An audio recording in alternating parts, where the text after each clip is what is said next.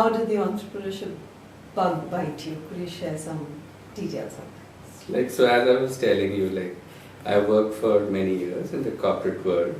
First, heading consulting firms in India. First Arthur Anderson, thereafter Ernst & Young, thereafter Right Management. And in between, I've also worked as the head of HR for IBM, Global Delivery, as well as for Polaris in India. So I had a good sense of what corporate life is all about, what comforts it provides, what learnings it provides. But generally, I was beginning to think after the first few years it repeats. I really wanted to do something on my own. That really was my motivation to get into consulting. It was a bit challenging because one was not very sure whether you can handle the sales part of it particularly, because a lot of people are coming not for you as a person, as a leader, but for the brand you represent.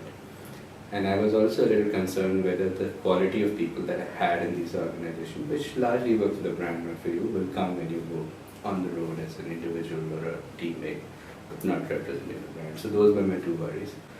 There's a little bit of worry about like sustainability of business and revenues, but the real issue was like, will you be able to sell as well? Will you be able to like deliver with as good people? The challenge now is to choose the right people, because not everybody who comes out of a campus or comes out of another company is meant to be in an entrepreneurship. Some people are better off in corporates. Like there's a friend of mine who's talking to me right now, I want to join you. And I know he's a corporate profile, I know he'll be much happier or stable in his fancy. Okay, you can put in 6 months with us, 1 year with us, but maybe you should stay on an industry. I think the important thing for people to be in entrepreneurship is to have a sort of need and a desire and a passion to do something unique on their own, not because of what in-depth tells them or what another company does. It should be a personal need that I want to make a difference and I want to work. And it comes with time.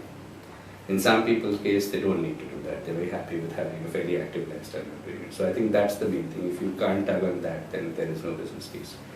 The second is they've got to take the rough with the smooth. So in a lot of recruitments, we check out how will this person perform when the pressure chips are down? How will the person perform when working well with a client? How will this person perform when his or her team, one of the members has quit? How will you handle that? Or when you have a bad feedback from a client. So I think the big thing is the ability to take rough with the smooth. I think those are the main. And your ability to sacrifice short-term gains for long-term growth. Thank you so much.